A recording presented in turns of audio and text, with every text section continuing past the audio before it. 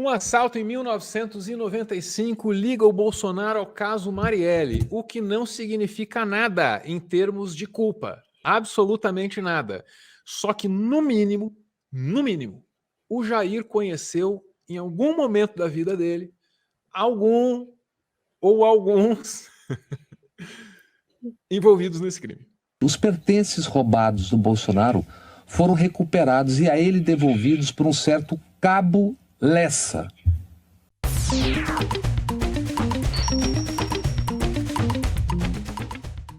Bob Fernandes, numa exposição curta, sintética, muito boa a respeito dessas relações, que não adianta, chamou a atenção de todo mundo. Eu estou tentando ser responsável na hora de falar a respeito dessa interseção, dessa mistura de tópicos.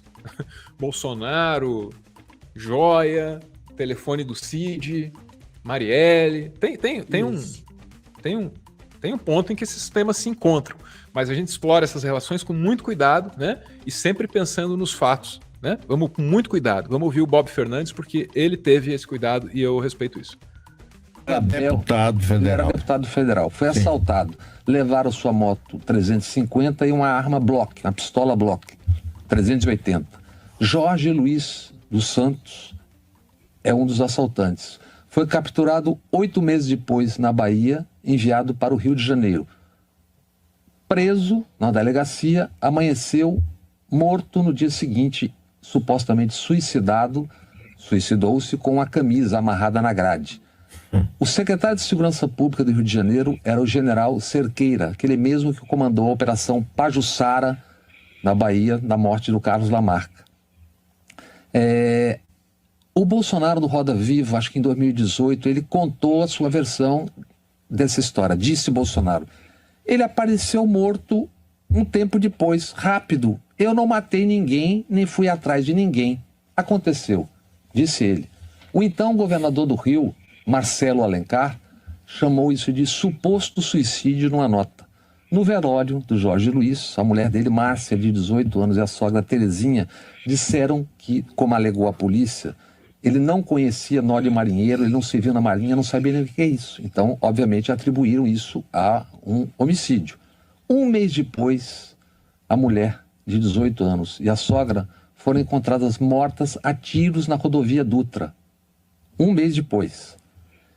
E quando um ativista chamado Delei Acari conta, acho que se não me engano, para Juliana Dalpiva, da Folha, contaria depois o seguinte: os pertences roubados do Bolsonaro foram recuperados e a ele devolvidos por um certo Cabo Lessa. O Cabo Lessa reaparece 18 anos depois, já sargento e afastado da polícia, como Rony Lessa, vizinho da casa 58 do Bolsonaro, no Vivendas da Barra. O mesmo, segundo o Delei, o mesmo Lessa antes Cabo. Esse que matou. Assassino mesmo. E preso porque um dos assassinos de Marielle e Anderson Gomes, o motorista. Caramba, cara. Então, assim, eu não vou tirar nenhuma conclusão do que o Bob Fernandes disse. Eu acho que num caso desse a gente tem que ser muito cuidadoso mesmo. Os fatos estão expostos e encadeados ali. Lembro de muitas conversas que eu tive a respeito desse assunto e, não foram poucas mesmo, cara. Marcelo Freixo passou aqui pelo Meteoro e me falou assim: olha, Álvaro, as fake news sobre a Marielle começaram quando o corpo estava no carro. Forte dizer isso, né? Desculpa, mas ele me disse desse jeito. E poderia ficar a impressão, veja você a conclusão, né, que a gente poderia antecipar. Ah lá, estavam planejando soltar fake news já. Ou talvez só sejam rápidos, então a gente não pode ter certeza de nada, né?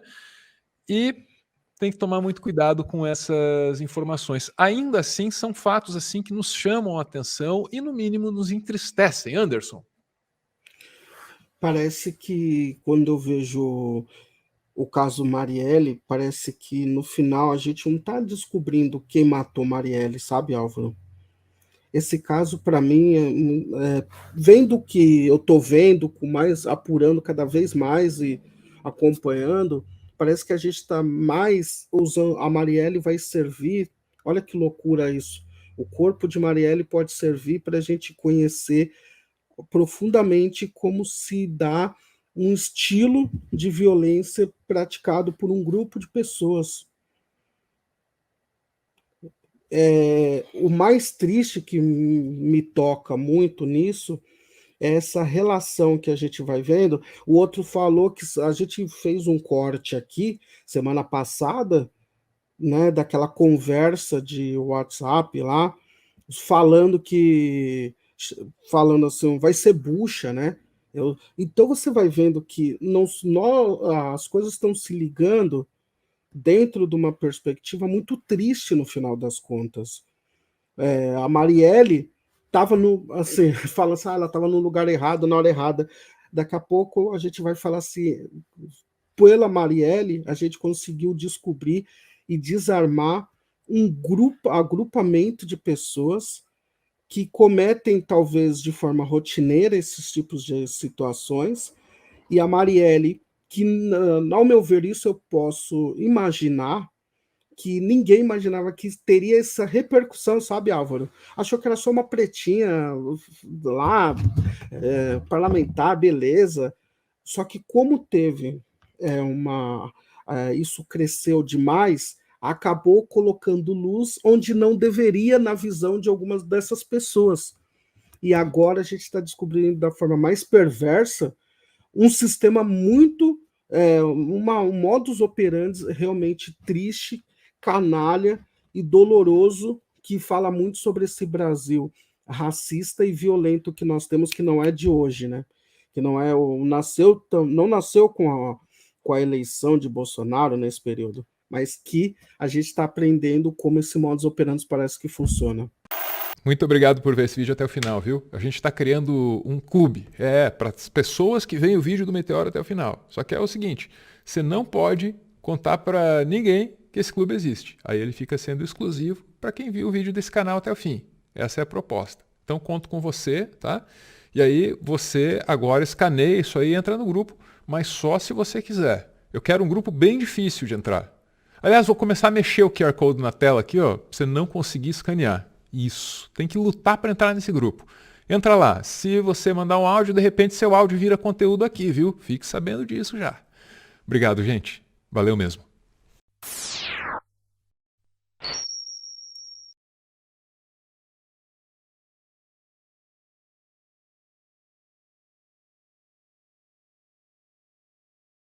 Você sabe o que são as cozinhas solidárias? Se não sabe, tá sabendo agora.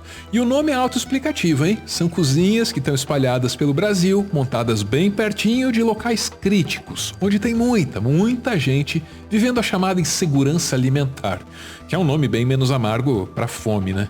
Esse projeto foi implementado justamente no momento mais crítico da pandemia, quando o Brasil lidava com um governo negacionista, capaz de negar tudo. Até o inegável. Alguém já viu alguém pedindo um pão na porta ali no caixa da padaria? Você não vê, pô.